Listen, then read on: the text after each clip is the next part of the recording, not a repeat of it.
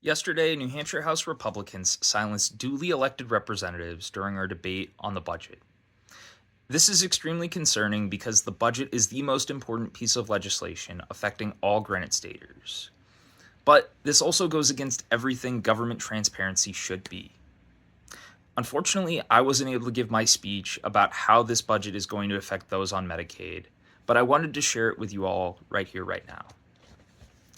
I stand for thousands of Granite Staters whose lives depend on Medicaid. Children, families, seniors, and people with disabilities rely on this lifeline, and this budget will unravel that. The proposed monthly premiums, up to $238 per family, and punitive work requirements aren't fiscally prudent. They're barriers designed with one thing in mind: fewer enrollees. For a parent with a sick child, $238 isn't a choice. It's a crushing decision between medicine and the utility bill.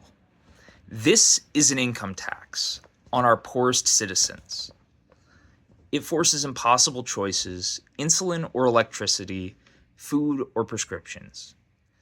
And I just have to ask, what kind of state does this? Especially after we just handed out a $180 million tax break to the wealthiest in our state by eliminating the interest and dividends tax. We're paying for the tax breaks of the rich on the backs of the poor. This isn't fiscal conservatism, it's moral failure.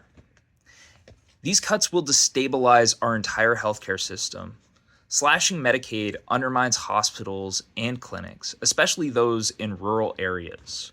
We'll see closures, delayed diagnoses, ERs overwhelmed, and economic fallout statewide. Ignoring this reality is hubris. We know the facts. Over 70% of Medicaid recipients are working.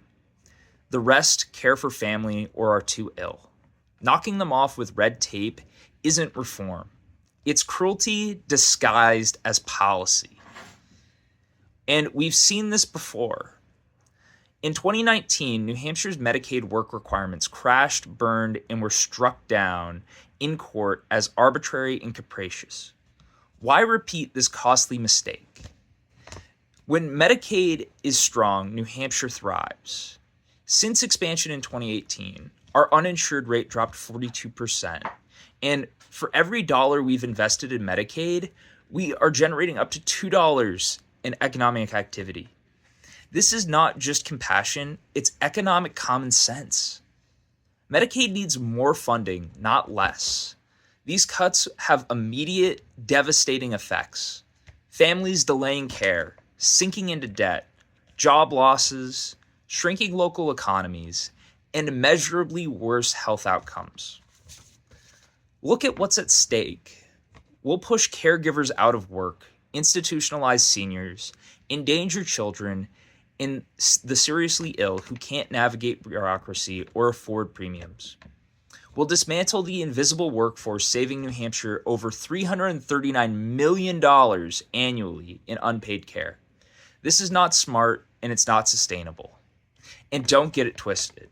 Republicans will be responsible for implementing this income tax. We don't need a budget that takes from the vulnerable to give to the wealthy. We don't need to punish the sick and the poor after a $100 million tax break to the privileged. This doesn't reflect New Hampshire values. It reflects warped priorities, rewarding the powerful, punishing the vulnerable. We need a budget that invests in the people. Medicaid saves lives, creates jobs, saves money, and if we destroy it, we abandon the people we were elected to serve while also undermining our economy. Choose dignity over despair. Honor the values that our people care about. Reject these arbitrary work requirements, reject these cuts, and reject this income tax. Thank you.